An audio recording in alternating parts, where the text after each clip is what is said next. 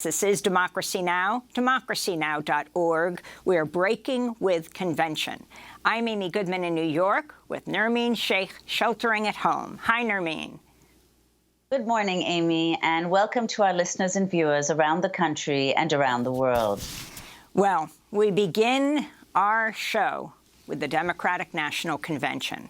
California Senator Kamala Harris has accepted the Democratic vice presidential nomination, becoming the first woman of color to run on a major party presidential ticket. Harris is the daughter of immigrants, an Indian mother and a Jamaican father. She accepted the nomination on the third night of the virtual Democratic National Convention, a night filled with the voices of women speaking about gun violence, immigration, climate change, domestic violence, and more. Early in the evening, former Congresswoman Gabby Giffords gave her longest speech since she was shot in the head nearly 10 years ago during a constituent event in Tucson, Arizona. Words once came easily. Today, I struggle to speak. But I have not lost my voice. America needs all of us to speak out, even when you have to fight to find the words. We are at a crossroads. We can let the shooting continue, or we can act. Emma Gonzalez, who survived the massacre at Marjorie Stoneman Douglas High School in Parkland, Florida, narrated a video about gun violence. People affected by everyday gun violence have to walk by the street corner where their best friend, their brother, their mother, their nephew, where they themselves were shot. And life goes on as if we all haven't just watched a loved one die and get put in the grave. The whole point of what I'm saying here is until one of us or all of us stand up and say, I can't do this anymore. I can't sit by and watch the news treat these shootings like acts of God.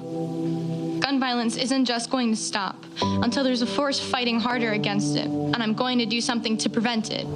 A number of youth climate activists were also featured prominently during the Democratic National Convention Wednesday night. My name is Catherine Lorenzo. I'm an Afro-Latina, and I'm a climate activist.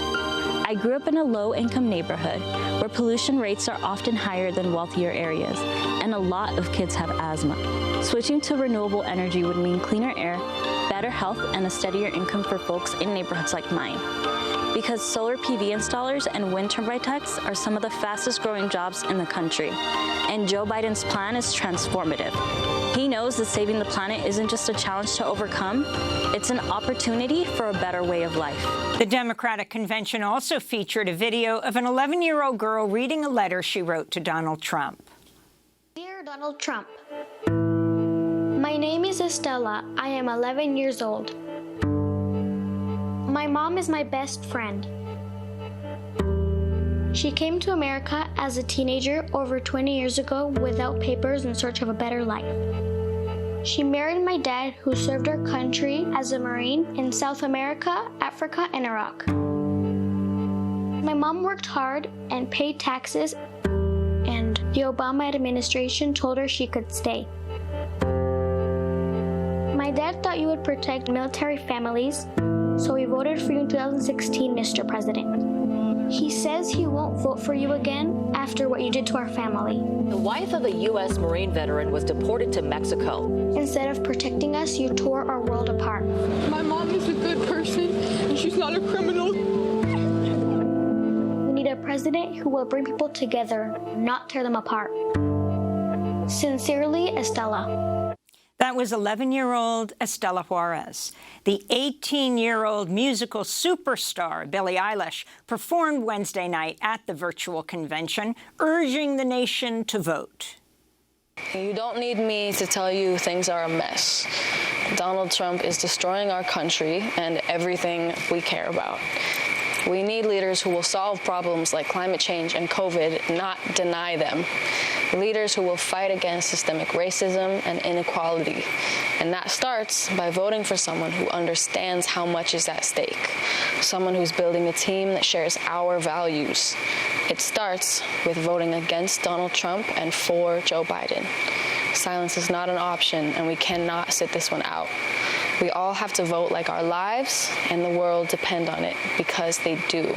That's 18-year-old musical superstar Billie Eilish. The Democrats' 2016 presidential nominee Hillary Clinton also spoke Wednesday night. And don't forget, Joe and Kamala can win by 3 million votes and still lose. Take it from me. So we need numbers overwhelming so Trump can't sneak or steal his way to victory. Senator Elizabeth Warren, who ran against Biden and Harris in the primary, spoke from an early childhood center in Springfield, Massachusetts.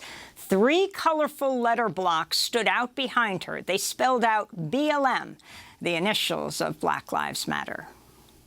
We build infrastructure like roads and bridges and communication systems so that people can work. That infrastructure helps us all because it keeps our economy going. It's time to recognize that childcare is part of the basic infrastructure of this nation. It's infrastructure for families.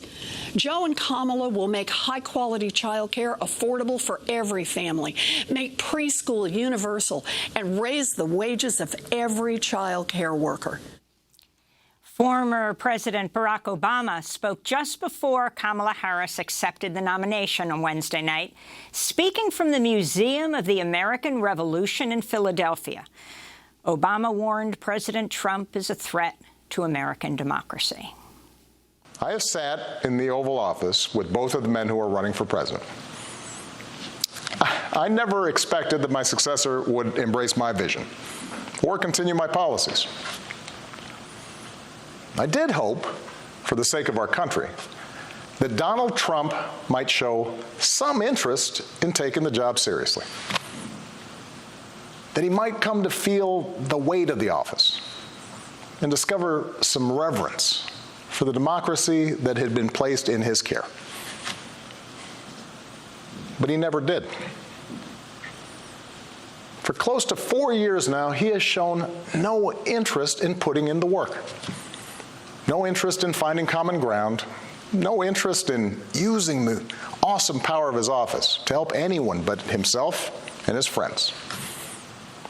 No interest in treating the presidency as anything but one more reality show that he can use to get the attention he craves.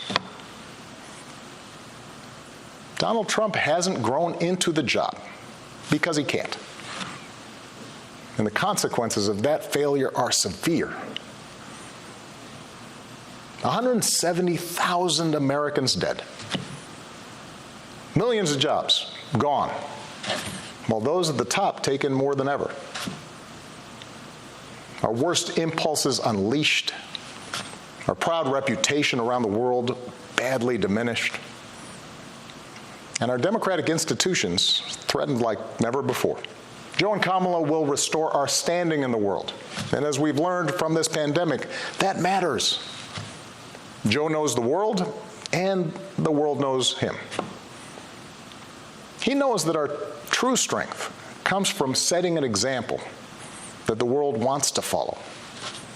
A nation that stands with democracy, not dictators.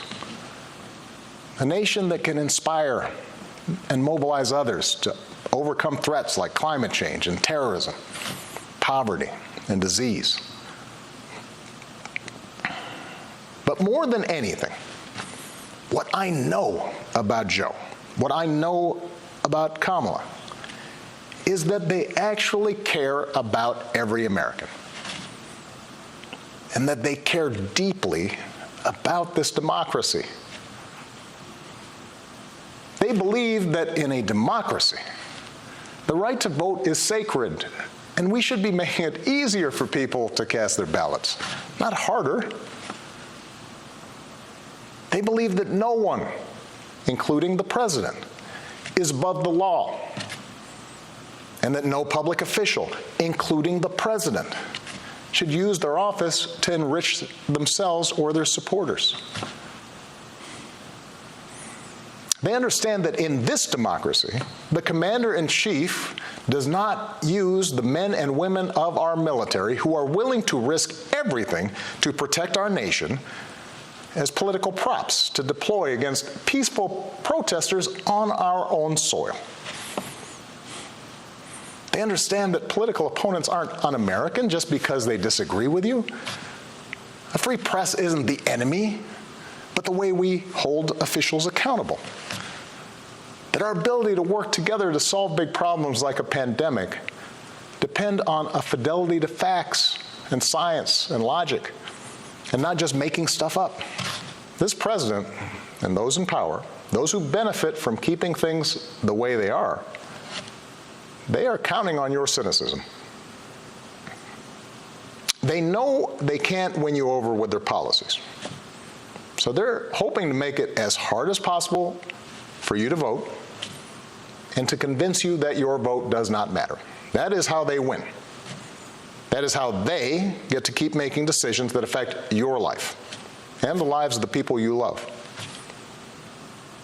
That's how the economy will keep getting skewed to the wealthy and well-connected. How our health systems will let more people fall through the cracks. That's how a democracy withers, until it's no democracy at all. And we cannot let that happen. Do not let them take away your power.